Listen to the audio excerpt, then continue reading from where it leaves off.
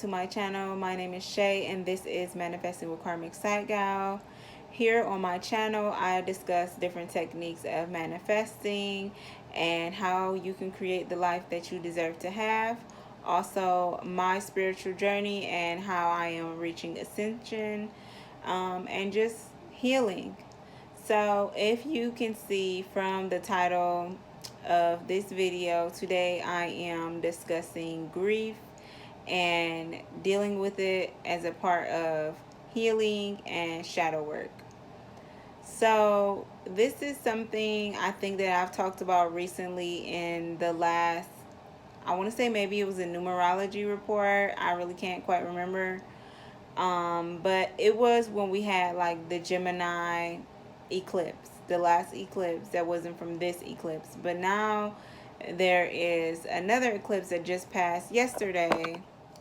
This eclipse is in the sign of Sagittarius, and this is specifically affecting our perspectives and how we perceive our lives and the people around us, and just the meaning of life in general. During this eclipse, this time, it's really going to have us to focus on the events that are occurring in our life and how we process them, and mostly just coming to terms with the fact of it is what it is, and really just honing in on the fact of releasing the things that you do not have control over. If you guys have ever heard of the Serenity Prayer, it goes, God, grant me the serenity to accept the things that I cannot change, the courage to change the things that I can, and the wisdom to know the difference. This is a prayer that I've always seen and kind of like saw around my household growing up. Like everybody I know probably had like a magnet, or maybe even like a 8x10 of it in their house, like the same as like the footprints and stuff like that. So it's something that I've always been familiar with, but within the last 5 years, it's something that I really began to say as an affirmation, because life is a series of choices, and really we can choose to stress out and worry about the things that we really cannot change, or we can just refocus our energy towards the things that we do have the ability to change. And then it's just also knowing the difference and not trying to change things and people that are unwilling to be changed. If you guys have heard like the Ariana Grande album, I want to say it's Thank You Next called In My Head. And at the beginning, there's this pre-recording of a person, and it says, you're in love with the version of a person that you created in your head. And you're trying to fix that person when the only person that you can really change is yourself. So one of my everyday mantras is that every day is a new day for you to be the person that you want to be. So if you're known for, being a mean or rude person, every day that you wake up, you have the opportunity to be a nice and nurturing person. And the thing is, I am really good at, well, no, I'm not. I understand the concept of releasing things that you cannot control. But because I'm a Virgo, I do have this habit of trying to control and master everything and every person that's in my life, and see things the way that I want them to be. And, that's really on my perception just being clouded and me not listening to my intuition. And something that I usually do, like if things just get really hard in my life, or I'm just in this space of something that I just can't accept, then I'll just pretty much avoid it. And that makes me a huge procrastinator. That makes me somebody that is just not a good communicator, because I avoid conversations all the time. And because I am on this spiritual journey where I've been healing a lot and facing myself and doing this shadow work, I've really seen myself for who I am and the things that are holding me back. So one of the things that have really been holding me back a lot is just being able to accept death and grief and the loss of things and people, whether it is from them specifically dying or just those people leaving your life. I think I hold on to people and situations so much that I just don't want them to leave my life. Like, I want to have total control of them being there. And the fact of the matter is that when someone close to you passes away, there is no control in that. There's nothing you can do to change it in any way, shape, or form.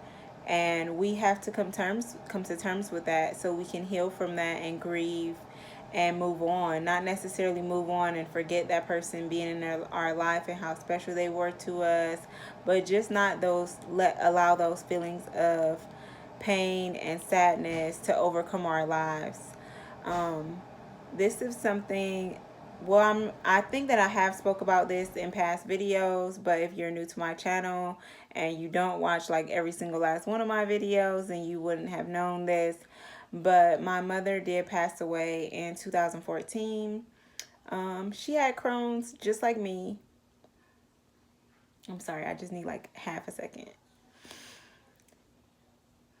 And she just did not have the easiest life. And since she passed away, I have been able to see and understand a different side of her as a mother, as a Crohn's warrior, as someone that faced a lot of difficulties in their life, you know. And in this past year, I've just really been able to forgive her for the things that I felt like she did to me or the circumstances that I were placed in because of who she was and the things that she did or did not do as a parent. And now I'm at this space of like really deep healing, of like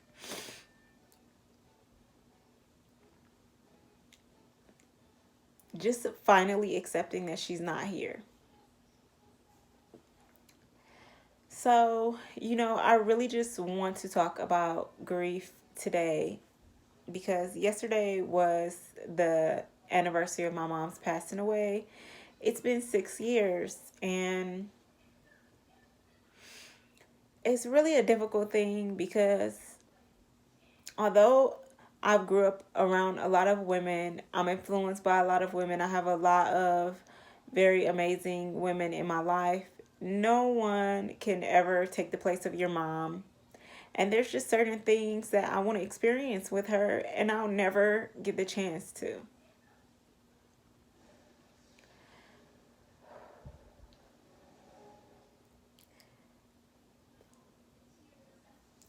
There's like the biggest thing. I have 2 kids.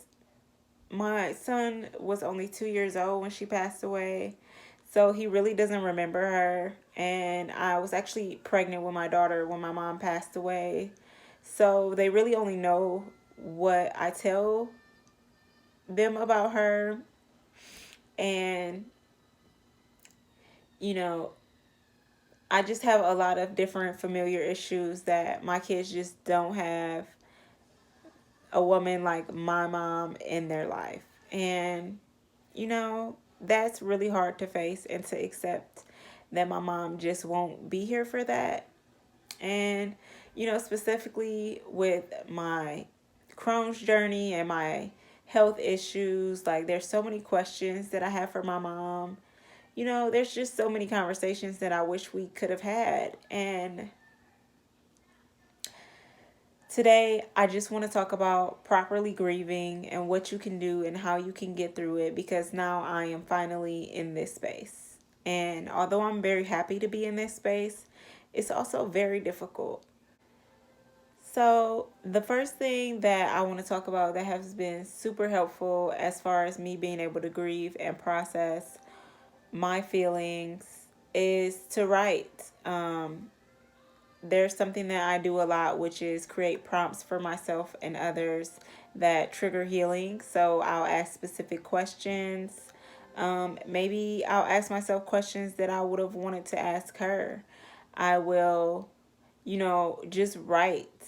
There if you guys know who Drika Gates is, she's married to Kevin Gates. Just this past week, she came out with a video and she talked about loose writing. And every day she gets up in the morning and the first thing she does is just writes whatever is on her heart, whatever she needs to release. If she just wants to talk about the people she loves, she does that, and it creates this space from her of vulnerability, openness, acceptance. And writing has really been helping me just to say the things I never got to say, and to talk about my feelings, even if it is just being said to myself. Another thing that I recommend as far as healing from grief is going to therapy. Now, I am not currently seeing a therapist because my last experience was high key trash, and I haven't found someone that I want feel like I can help. And I'm not sure at that time if I was even in the space to accept the help. But healing can be super beneficial. There are tons of resources out there, especially if you are a Black woman like myself. There are so many websites. I'm probably going to link a few below in this video so that you guys can find like highly recommended people, especially other people that are in the LGBT community like myself.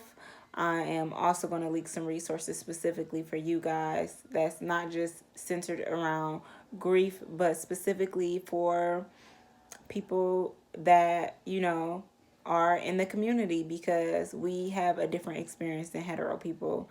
And that's just the matter of the truth, the truth of the matter, I mean. Another thing that I definitely recommend is working on your root chakra. Your root chakra is really the beginning of you. It's really where you release and heal all of those childhood traumas and issues that you may have. It's really where you accept yourself for who you are and what is.